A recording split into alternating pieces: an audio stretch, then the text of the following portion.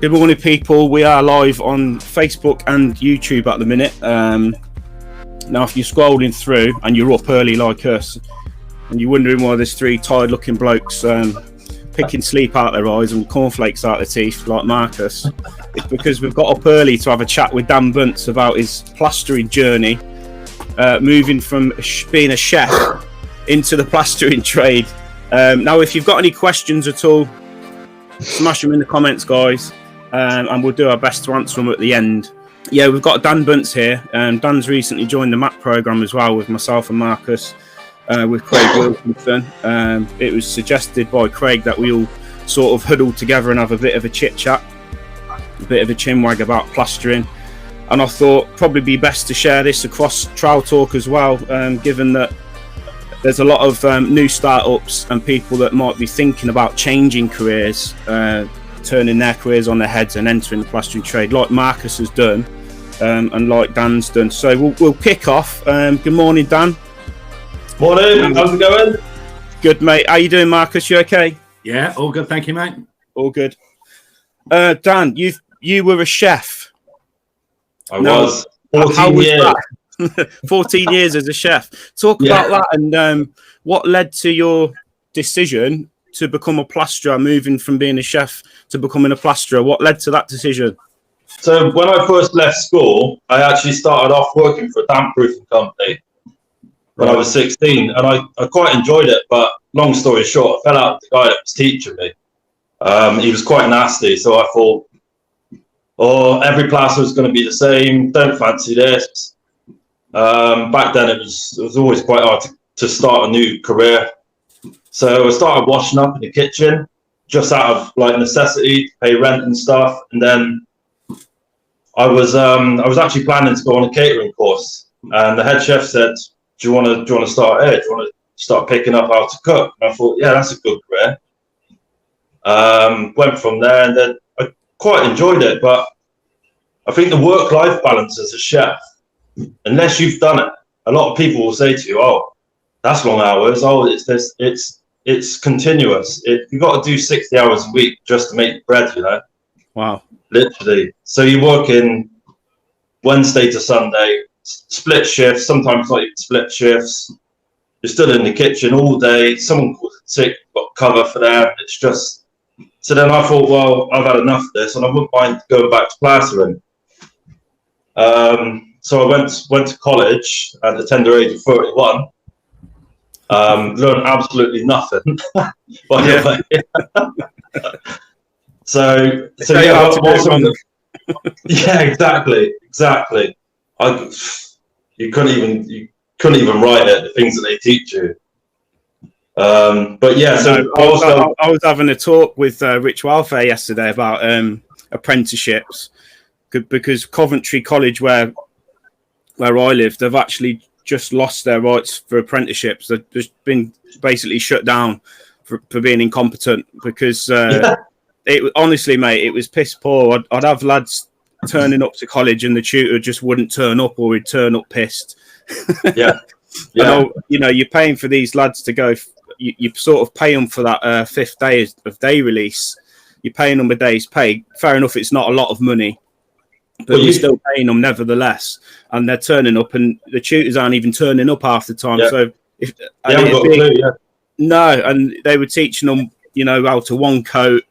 It was just, everything was wrong about the training. So it's sad, really, but hopefully the thing is, the problem that I found when I was at college was they were teaching you like prehistoric methods of plastering. They were teaching you how to scrim with the old cotton scrim. You know, that you put sand and cement on. And I'm stood there and I'm like, I can't see that in any Travis Perkins. Why are we using that? And like, just how we do it. That's the old traditional way. Are you still using cotton scrim, Marcus? In Norfolk? Are you guys in Norfolk still using the cotton scrim? I'm taking a lot of it out. I know that much. You said earlier that you're a few years behind in Norfolk. Oh, without a doubt. Yeah, without a doubt. Also pinning boards up with the old style, literally hammer and nails. I said to the bloke, I said, are we not using drills? He's like, no, hammer and nails. And I'm like, Right. So that's how far behind. And I was learning that in Nottingham when I was living in Nottingham. Yeah. So that's how, and I was paying for that course as well. £4,000 a year. Wow. It was quite Because shocking. obviously being over 19, you have to fund it yourself. And was this evening classes then? Well, I was doing it on my days off. Was working. It was literally on my days off, Monday, Tuesday, in the kitchen. It was that have the morning off, go to college, same on Tuesday, back to work Wednesday to Sunday. Wow. So whilst I was doing that, I was so determined to be a plasterer because a lot of people said I wouldn't be. A lot of the chefs I was working with were like, "You ain't gonna make it. Why? No. How's that gonna make you? You can't do it." And actually, I took a lot from people doubting me. I thought, you know what, I will be a plasterer. So did you manage to get in with a local spread to teach you properly, or was it a case of you just had to sort of teach yourself these modern methods? At the time, I wanted to go on with a firm, but I wanted to kind of like clarify that I wanted to be a plasterer. So I was using college as something to give me a bit of fire. And when I was going to college, I was like, yeah, I like this. So I didn't want to go into a firm and get kicked around, bullied, and So I just wanted to just get the fire, and I knew I had it. So then I started bringing firms around. Didn't really get far with the firms until I got hold of one guy, and it just all went from there. My career just went boom. He was like, "Yeah, I'll take you on." You know, so I was kind of quite lucky. I found the right person at the right time. Right, and now you've gone self-employed and started your own plastering business a few years on. How's that going? Well, so when I was learning how to be a plasterer, it was up in Nottingham. I come back to Bath, and then I was like, I'm just going to go on my own. And bear in mind, I'd not lived in Bath for a long time. So although I knew people, no one knew I was a plasterer. So it was basically like turning up in the city going, I'm a plasterer, you know? Yeah. And it's really hard. So you're invisible. And then going self-employed. Yeah, self-employed. It is quite hard, but I'd say it's the best thing I've ever done. Brilliant. And Marcus, does this journey sound like yours, or did you have a similar experience where you got fed up with the hours, looking for more flexibility, maybe earn a bit more money, and you just jumped ship? Or was your story a bit different? I mean, I was in the print trade before I was a plasterer, right. And I'd done that pretty much from leaving school, and learned quite a lot in there. I was earning really good money, but I was bored of it, and I tried to leave, and they wouldn't let me leave because I had so much knowledge. So then I went to manage the warehouse, and did all right at that, made it quite profitable, and then things happened there which I can't really go into, but I ended up leaving, and then my wife owned a preschool at the time, and a lot of her families had different trades, as you know, people with young families can probably attest to. And one of the guys, he did a bit of property maintenance and that, and I went and helped him for a bit. And I just wanted to do a bit more than labour. So he was one of these multi-trades, but not very good at any of them. You know what I mean? Right. And, so one of the things he couldn't do was plaster. So I went to the job centre. I was getting JSA at the time, Job Seekers Allowance. And then they had this little course, which was really aimed at sort of, I don't know, maybe 18, 19 young people. And it was really designed so that they could say that they'd been to a training course and still get the benefits, of course. So it was it was 3 weeks, but for 4 days of practical. Then you do an exam or an assessment at the end of that week for what you'd learned. So it was a week of bricklaying, which was just using lime mortar and that. And you had a week of painting and decorating and a week of plastering. Well, bearing in mind at the time I was 37 and I'd had my own gaff since I was 20. So painting and decorating didn't appeal. Bricklaying was horrible because it hurt my back. And I quite enjoyed the plastering side. And so that's how I got into it. And then the guy that was running the course, he used to take some of the lads out with him on his own jobs. And I explained that I wanted to make a bit of a career out of it. So he kind of took me under his wing a little bit, and I went and helped him do a few things. But he doesn't use Hawk and Trowel. So he uses, you know, like a cork board, which is like a small spat, if you like, 12 inches long. Like a cork knife. Yeah, that's it. Yeah, He'd use that with a tape knife. So he'd dig the gear out of the bucket with a tape knife, a 4-inch tape knife, run it along the board, and then he'd put it on the wall or the ceiling. Do you know what? I've seen a lad a few years ago on socials doing this, skimming out bathrooms with using that method. Yeah. And I'll tell you what, they do that in some other countries as well, don't they? They don't. Yeah, he's as quick as I can be with a hawk and trowel. Yeah, yeah. He really is. Whatever way works for you, I'd say. Well, that's it. But the only thing I would say with it is he got a lot of nerve damage in his neck from it, oddly enough. Right. Just because his posture. I think it's just the twisting of it all. Yeah, you know what I mean? But this is a guy that didn't even have any hop-ups. He made them out of scaffold boards. You know what I mean? So Marcus, when you joined Trowel Talk, I've sort of been watching your progression over the last few years, and you've come on like leaps and bounds because a lot of what you've done is self-taught, isn't it? So you've picked up the basic skills. I did, and then you've absorbed all this information and video content and whatnot from YouTube and everywhere, social, and you've refined, because I've seen a ceiling that you've skimmed like 3 years ago and then one you've skimmed last week, and it's like night and day. You finish now with 100% bang on. So what sort of advice, like you're in Dan's shoes, but a few years down the line, you've built your brand, building your brand, you're busy. You've built a solid reputation in Norfolk, and you've come into the game later on and you're doing well. What advice and tips would you offer down to Dan to help him? Because he said he's a bit quiet. It's January. There's a lot of us that are quiet at this time of year. How do you keep busy, and what would you say are the things that have helped you, Marcus? Okay, so consistency is really important, and by that that's in everything. So that's down to your branding, that's down to your timekeeping, it's everything. It's really important to be consistent, really. So, you know, if I'm never late to a job, ever. I'm never late to an appointment, and if I am going to be late, then I'd rather postpone it. You know what I mean? Or just give them the heads up, little text message. Just give them a heads up. Even if it's only you're going to be 5 minutes late, I still tell them. You know, I always like to say. So I turn up and I do what I say I'll do. And I take so much care in their property and protecting it.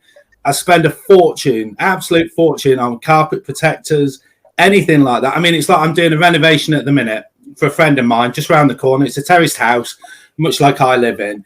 And obviously it's bare floorboards, but I'm still putting Proplex down. Yeah. Do you know what I mean? I wouldn't dream of skimming with bare floorboards because we all know it's a nightmare to get off. And the dust transfer is ridiculous. You know, same in the bathroom. We put fresh 18mm plywood down. Well, you could scrape that back and it'd clean back all right, but it just doesn't look very nice. So I put Proplex on it. You know, it's just covering all bases, isn't it? That's it. And Lee Fiore mentioned Lee Fiore's actually. We were chatting, and he commented on your prep, on your jobs, because he sees your posts, and he said this guy takes prep to the next level. He's got integrity, and I said, he's 100%. He doesn't leave any stone unturned when it comes to the prep. No, that's right. I'm the same way. It only takes a little splash of multi on an oak door, and you're buggered, aren't you? So, you see, I learned off that one. So I did but that was when I've probably been going about 3 years, I should think, at the time, and I got in with this developer, and he had a real posh place. But I went and did it for him, and I literally got a couple of tiny little spats of plaster on his door. That cost me £300. You learn the hard way. Yeah. I replaced the whole door for him because I didn't know how to get it out, and you know, he weren't too bothered, but I was bothered. I took it really personally, so I replaced the door for him. Fair play. Know, and it's just about protecting your brand and your reputation at the end of the day. I'd rather take a financial hit than have a negative review or people. If it takes you an hour in the morning to set up. When I'm setting up in the morning, I just think, but look at later on in the day when you don't have to get on your hands and knees, scraping the floor, washing the floor down with the sponge. Exactly. Just lift it up, sweep it up, put it into the van, see you later. Yeah. So I find in the morning, when you do all the prep, it saves you, if you do all the prep in the morning for an hour, it saves you an hour and a half later on. Especially if you're in someone's house and they've got clean carpet. Yeah. You know what I mean? And then, of course, you got the van up as well. It all adds on, you know. Yeah. At the back of Marcus's van, it's like bloody Ramsay's kitchen. There's a place for everything. But I've got a few notes here. I'll jump back in a minute, Marcus. But I've got a few notes here that might help you out, Dan. This is my 21st year now plastering, and for about 10 years, I ran a small gang. Which was myself, another spread, and an apprentice, on and off, because they don't last long these days, the apprentices. But I employed them on the books with van, holiday pay, pension, the lot. And it over winter months, like you said, November, December, January, it got tough, got really, really tough. And I used to hit volume, so I'd have to get a lot of jobs done in a 12-month period to make it pay and to be able to put bread on the table. So I was guaranteeing these lads their wages every week. So some years I was doing like 75 jobs a year, which were like small domestics, like bathrooms, kitchens, lounges, ceilings, plaster repairs. That's almost 2 jobs a week, isn't it? Yeah. So we were smashing out a fair bit of domestic work. And it was good, but there's pros and cons to each way that you can earn money, I would say. So I've had different lads on the podcast. I've had Joel Cook on. He's blown up a big business in the past. I've had Rich Welfare on, that does very well in business. And I think it's fair to say there's probably 3 ways where you can earn, I'd say, in the plastering game. And the first one would be volume. So you'll get lads that they'll hire in like a team of lads. They'll employ lads, and they'll make a percentage on each lad. And you have to sort of smash out the meters. So you might get reoccurring work from builders, developers, or construction companies. Smashing out the meters on site, new build work maybe. So you can earn that way, making a little bit off each lad. But I find when I did a bit of that, I was sort of running around like headless chicken, trying to keep the lads busy. And I lost the love for it. So that's why I went back into the domestic market and tried to niche down a little bit. And then the second way is high quality, which is what Marcus does and which is what I do now, where the emphasis is on quality, trust, reliability, cleanliness. And it's about, in the domestic market, it's about winning that trust of the customer. Yeah. So they'll go, here's my house keys, there's the kettle. Yeah. There's the power, there's the water, I'm off to work. And they're leaving you with their biggest investment and their fucking pet dog who they love, and they're off and they're leaving you to it and they trust you. Get that, that's a different game. It's a different animal to smashing out the meters on site. And you can name your price. I think the trust is probably the most important thing. 100%, yeah, absolutely. Yeah. What you can do for the wall or the ceiling is kind of an aside. It's the absolute trust that they have, 100%. and from that's where I get all my work from, because they trust me. They'll then refer me or recommend me to a family member or to a friend or even somebody they've never met. You know what I mean? They'll do that for you, and they'll do that in the confidence that you'll do the same in that person's house. And so that's why, I know I've said it before, but I don't advertise. I don't need to advertise. Yeah, okay, I live in a small town, but I do work further afield than that, and it's all about trust and reliability and just, being fair as well. But trust is huge, absolutely massive. Huge. It comes back to what you said earlier, Marcus. Do what you said you're going to do. Exactly. Yeah. That's what it boils down to. If you say, I'll be there I'll be there the 2nd of February at 8 o'clock, and you rock up on the 3rd of February at 9 o'clock, you've broken that trust, because now that you've created uncertainty for the customer. That's it. So you have to do. Sorry, quick question to you. Sorry, mate. After you. Yeah, it was just to reiterate what Marcus said on do what you said you're going to do. if you're looking to win the trust of the customers. And that has to run through your brand, your marketing, your communications, your work. Obviously, you've got to turn out high quality work. You can't just blag it. But yeah, sorry, Dan, you crack on. No, I was just going to quickly ask Marcus a question. So because you're quite meticulous in all your prep and all your setup, does that give you an option to charge a lot more, or not even so much a lot more, just quite a bit more? Yeah, it does. I mean, so any floor coverings that I've got to do, I charge the customer for. Straight away.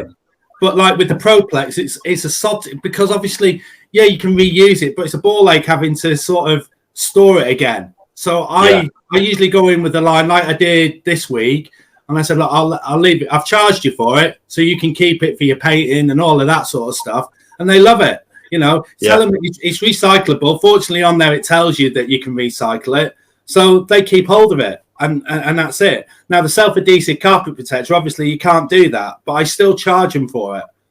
Yeah, you know. So is that not actually costing you any money? It's costing them money. Exactly. It's just costing you more time. And I don't use the cheap brand either, but that's because I use an applicator. So I use a brand called PackX. And that comes in at around about 70 quid for 100 meters.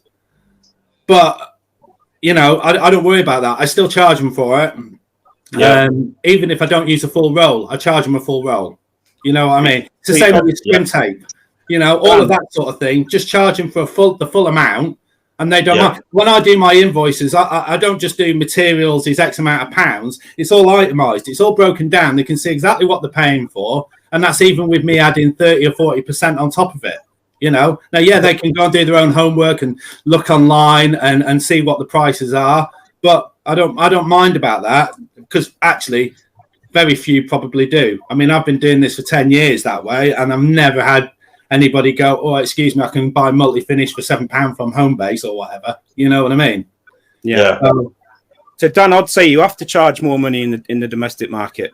Yeah, you have people to. Expect it to. Yeah, but you think about it like this. Think of this, right?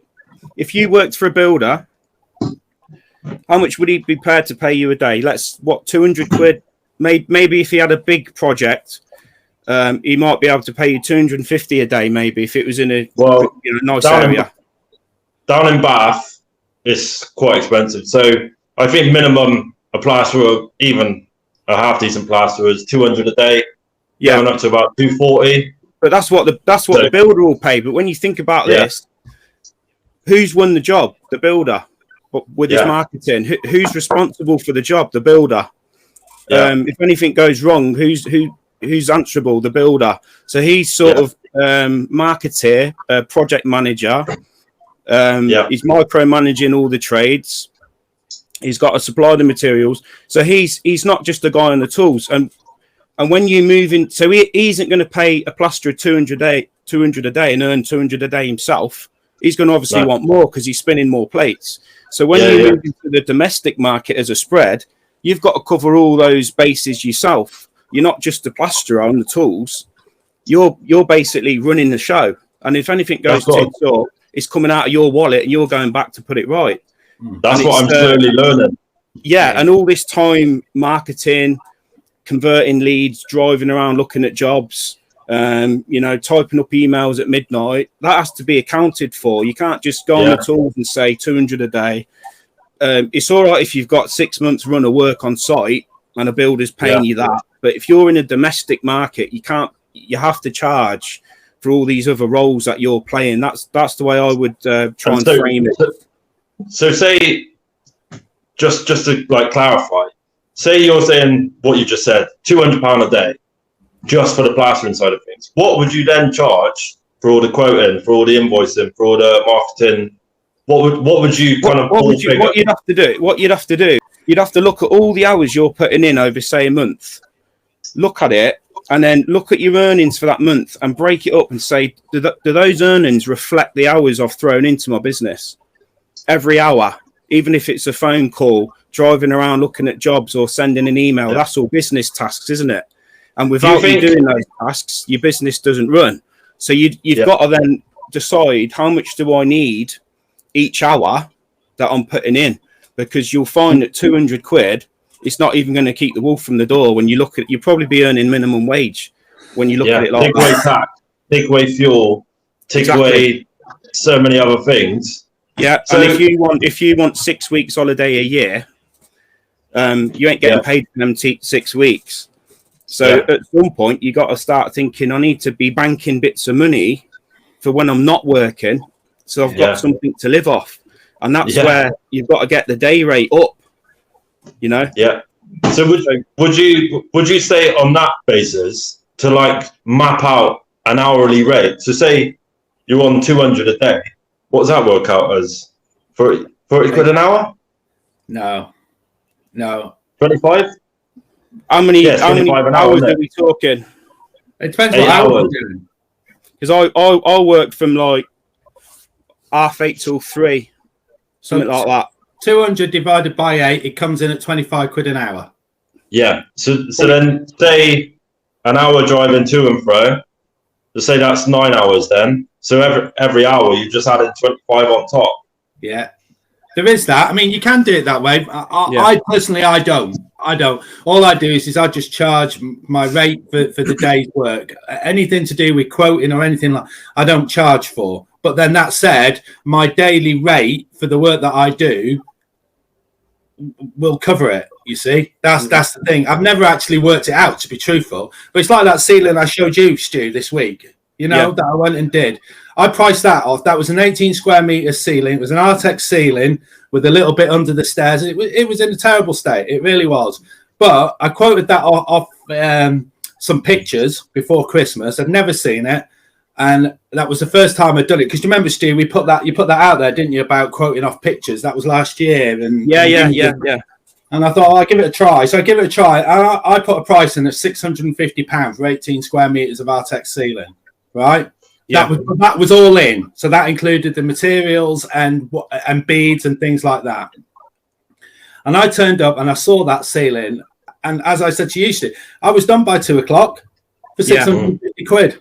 You know, and you'll get some spreads, maybe in central London or other areas, and I would have charged 800.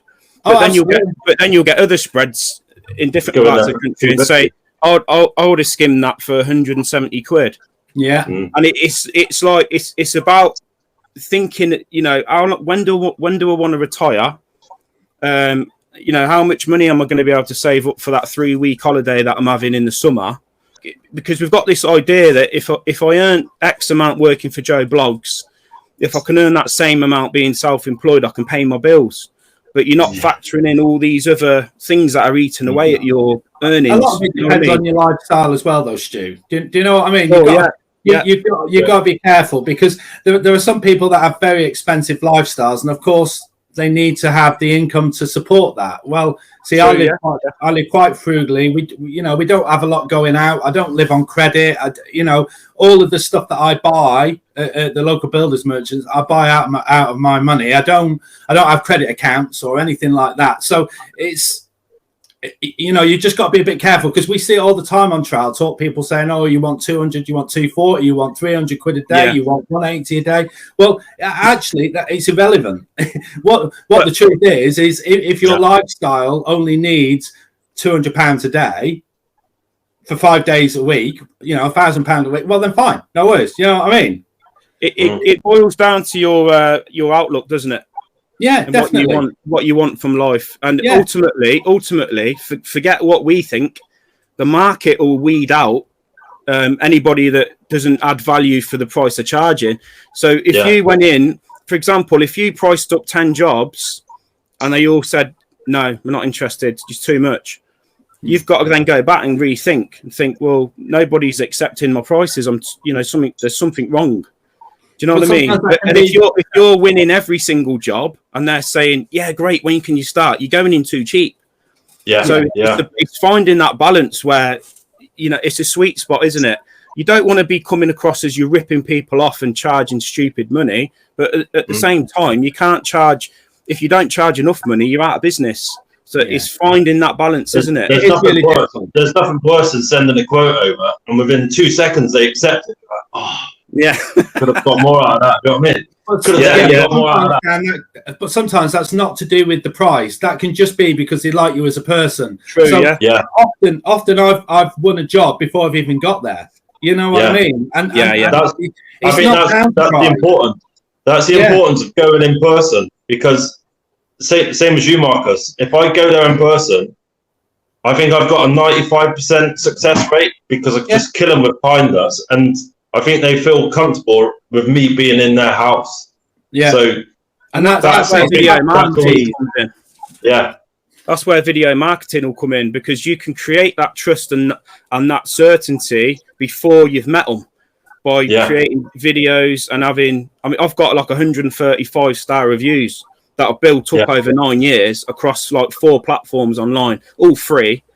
And you know that today people aren't just going to phone a plasterer and go, yeah, come round. They're going to research you. They're going to go on your personal Facebook page to see whether you're, a psychopath. They're going to check all your reviews to see if you've got any negative reviews, and then they'll call you up. So that trust that you're on about, where you say, if I go round there in person, I can charm them and win them over. You can do that before you've even left the house, because you can do it virtually through videos. You can create that brand and that trust. That's what Joel Cook does through his YouTube videos. People will phone him and say, look, I feel like I know you because I've been watching your videos for years.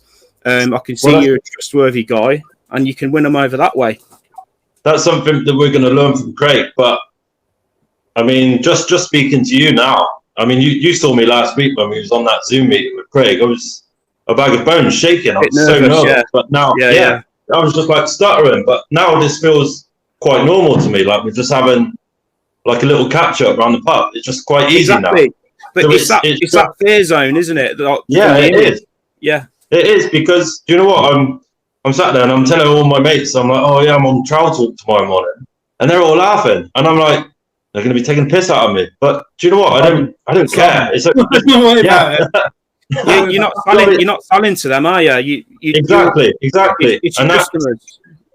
And I think it's speaking to you guys, someone that's been in the game so long, to like not worry about what all your friends and family think, and just they're not your target audience. That's not who you want looking at all your videos and stuff. So exactly right, lads. It's 7:05, and we're all on the tools today. So I think we need to start thinking about wrapping up. Marcus, any last comments? And I'll drop in a couple of questions that I've had just at the end. Any last tips for Dan? Make sure you wear shorts and shave your legs like I do. What, in sunny Norfolk? Yeah, mate. I wear shorts all year round. It's really important. You'll win loads of work that way, I promise you. Bloody hell. You haven't seen my dick and legs, have you? Yeah. Now, if you're a bit quiet, Dan, I'm always harping on about leveraging the free platforms like Google Business Profile, Free Index, jump onto TikTok and YouTube. Like you said, you're pushing past that discomfort now, so you could jump on these free platforms. So just a quick one, a real quick one. When you're saying like TikTok and stuff, what sort of content are you talking? Like, is it an introduction? Hi, I'm Dan from DSP Plastering, or is it showing of like a room that I've just skimmed, or is it, I don't know, because problem solving. So everyone that phones you, they've got a problem. My ceiling's collapsed. I've took the wallpaper off. The skim coat's pulled off with the wallpaper. My house is cold. Can you quote us for some insulation board? I've got damp on this wall coming through. So they've got a pain point, and with your videos, you need to jump on and basically prod at them pain points, and just basically say, look, this is the pain point, and this is what I've done to fix the problem. And you're just demonstrating it through video, and it only has to be a minute or 2 minutes. But they'll watch it and go, oh, I mean, I've just had a lead through for a cold bay window, for example, because they're seeing on my TikTok that I was insulating a bay window. So whatever work you want to do, or you feel in your area there's a need for, you just jump onto TikTok and keep firing off short videos based around that service, and people will see it and they'll phone you up. It works. Well, Really that goes for the same for sort of honing your skill. That's how I've done it. So, you know, I've been a bit, not sad, but I've watched videos. That's how me and you got to know each other, Stu. You know what I mean? You see videos on YouTube and things like that, and that's where I've learned how to do things and thought, if I do that, that's a much better way. You know, like I put up on Child Talk about that thing that Joel said with the hammer. You know, I've been in older houses for years. And my method before that was to run along with the drill until it went in. Do you know what I mean? Yeah. But then all of a sudden you learn about the length of a hammer being the width of the joist. And I'm like, bloody hell, that works every time. It is. You know? These little tips, they're invaluable. Exactly. But it's the same with, that's exactly what you're saying with the homeowners is, you know, you present something and they'll pick up on whether that's what they need or not. You know? Yeah. Don't they? You know? So that's the key. Definitely. Well, Dan, listen, I hope this little chat's been valuable, mate. I know it's been quite short, but I hope you've took value from it, and it'll be good to get you back on maybe once we've all finished this map program and see what we've got from it, and we'll have a chat about that if you're up for that. Yeah, absolutely. Awesome. Absolutely. All right, you guys have a good day and don't work too hard. Too. All right then. Why not? All right, boys. I'll shoot. Right, cheers, you later. Have a good one. Cheers. See you later.